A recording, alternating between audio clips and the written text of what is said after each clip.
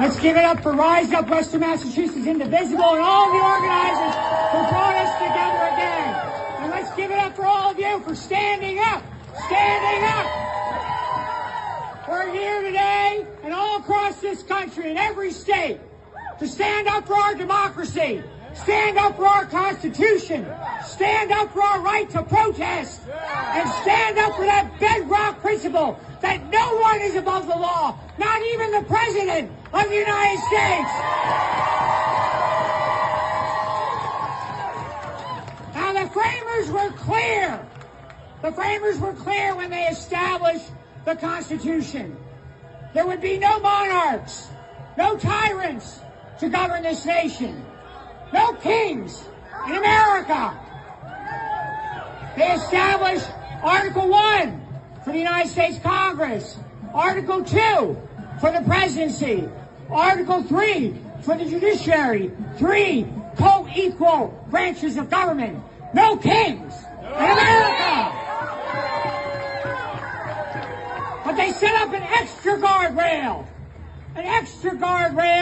for that time when a president would so trample on the Constitution, trample on the rule of law, that they would need to be impeached and removed from public office. Section 4 of Article 2, the impeachment clause.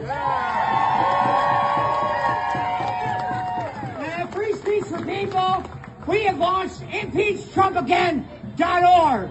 More than 600,000 people all over the nation have already signed up to demand impeachment proceedings against this lawless president.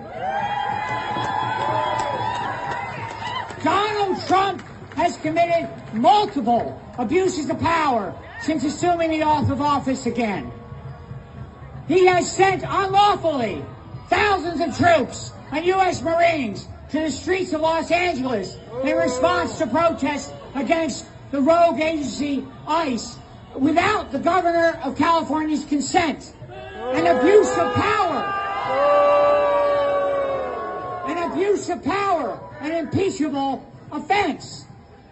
He's engaged in kidnappings and disappearances of people on the streets, sending them to foreign torture prisons. An abuse of power. An impeachable offense. He has usurped Congress's authority to appropriate money, freezing trillions of dollars of funds that Congress has appropriated, public interest projects all over the country. He doesn't have the authority to do that. That's under Article 1 for Congress to do, to appropriate the money. There's no authority to freeze those funds. It's an abuse of power, an impeachable offense. He has defied multiple court orders designed to lift the freezing of those funds, designed to end these illegal detentions and these kidnappings, designed to turn around those planes that were sending Venezuela's immigrants to a foreign torture prison. He defies these court orders multiple times. This is an attack on the judiciary, an abuse of power, an impeachable offense. He has pardoned 1,500 plus of his fellow insurrectionists, those that he incited on January 6, 2021, to attack the United States Capitol, to stop the peaceful transfer of power, to certify his electoral defeat. Why does he do this? He's doing this to protect himself. No more scrutiny for his role as the insurrectionist in chief. Abuse of power, impeachable offense.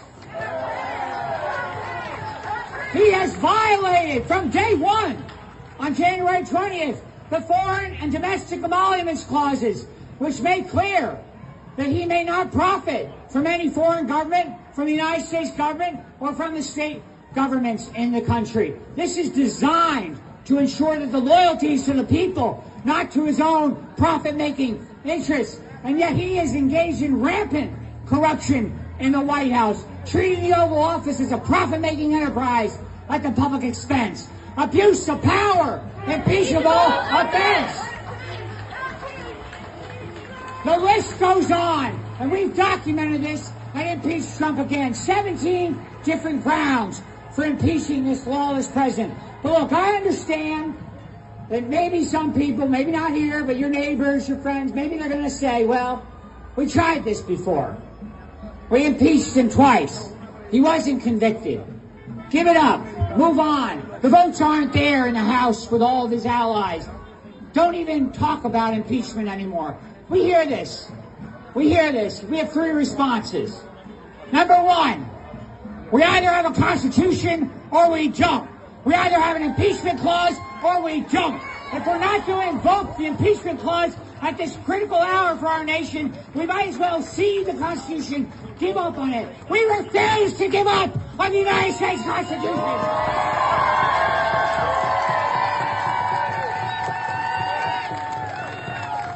Number two, if we do not name these offenses for what they are, high crimes against the state, abuses of power, impeachable offenses, if we do not name that, then we normalize this conduct. We normalize it. We will not normalize these abuses of power.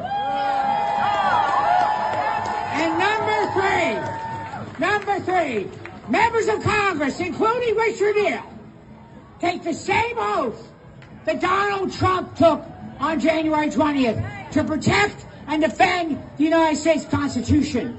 They have a duty to abide by that oath, to follow the mandate of that oath, protect and defend the Constitution, and invoke the impeachment power against this lawless president. So, we have a message. We have a message to Donald Trump today. We are not afraid of you. We are not afraid of you. We are not afraid of you. We are not afraid of you. We are not afraid of you. We are not afraid of you. We are not afraid of you. We are not afraid of you. You are a lawless wannabe dictator. You are engaged in high crimes against the state. We will hold you accountable. You must be impeached and removed from public office. Because we know, when human rights are under attack, what do? Stand up, fight back. When immigrant rights are under attack, what do? Stand up, fight back. When trans rights are under attack, what do? Stand up, fight back. When our civil rights are under attack, what do? When our basic freedoms are under attack, what do? When our democracy is under attack, what do? When our Constitution is under attack, what do? When the rule of law is under attack, what do?